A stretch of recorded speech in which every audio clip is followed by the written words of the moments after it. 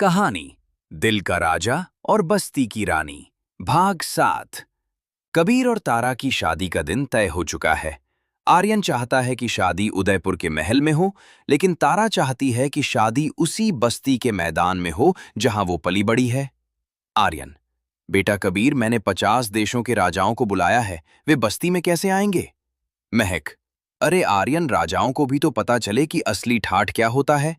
वहां जो मिट्टी की खुशबू और हलवाई के समोसे मिलेंगे, वो तुम्हारे 5 स्टार होटल में नहीं मिलेंगे। आखिरकार महक की जीत होती है। शादी बस्ती में हो रही है। कबीर के विदेशी दोस्त धोती कुर्ता पहनकर परेशान हैं। एक दोस्त तो दातुन को टूथब्रश समझकर चबाने लगता है, जिसे देखकर आर्यन और महक अपनी हंसी नहीं रोक पाते। याद है भाग 4 वाला विलन शैडो? उसका बेटा, जिसे लोग द घोस्ट कहते हैं, जेल से बाहर आ चुका है। वो एक खतरनाक टेक क्रिमिनल है। उसने कसम खाई है कि वो आर्यन मल्होत्रा के चिराग की शादी के दिन ही उनके पूरे साम्राज्य का विनाश कर देगा। घोस्ट ने शादी के पंडाल के नीचे एक हाई-टेक रिमोट बम फिट कर दिया है और पूरे शहर का सर्वर हैक कर लिया है। फेरे शुरू होने ही वाले होते हैं कि तभी कबीर के फोन पर एक वीडियो कॉल आता है। स्क्रीन पर घोस्ट का चेहरा धुंधला सा दिख रहा है।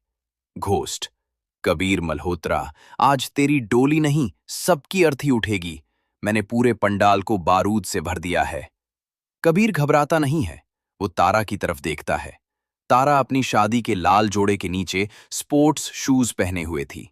तारा: कबीर, तुम बम संभालो, मैं इस घोस्ट का पता ठिकाना ढूंढती हूं।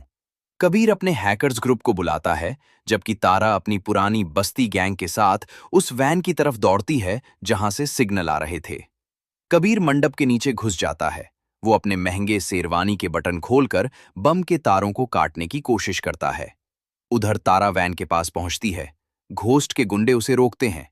तारा अपनी भारी दुल्हन वाली ज्वेलरी उतारकर हाथ में लपेट लेती है और उसे नंचक की तरह इस्तेमाल करती है। वो गुंडों को पीटते हुए वैन के अंदर घुस जाती है। तभी घोस्ट तारा पर चाकू से हमला करता है। कबीर बम डिफ्यूज करके ठीक उसी वक्त वहां पहुंचता है और एक चलती हुई बाइक से कूदकर घोस्ट को हवा में ही मिड एयर किक मारता है। कबीर: मेरे बाप ने तेरे बाप को हराया था और आज मैं तेरा गुरूर मिट्टी में मिलाऊंगा। आर्यन और महक भी वहां पहुंच जाते हैं। आर्यन एक पुराना लोहे का पाइप उठाता है और महक अपनी मिर्ची स्प्रे निकालती है। पूरा मल्होत्रा परिवार मिलकर घोस्ट की सेना को तहस नहस कर देता है। गुंडों को पुलिस के हवाले करने के बाद कबीर और तारा धूल और पसीने से सने हुए वापस मंडप में आते हैं। पंडित जी, मुहूर्त निकल रहा है, जल्दी फेरे लीजिए। आर्यन और महक कबीर और तारा के ऊपर फूलों की जगह बस्ती के लोगों द्वारा लाए गए चावल बरसाते हैं। फेरे पूरे होते हैं और कबीर तारा की मांग भरता है।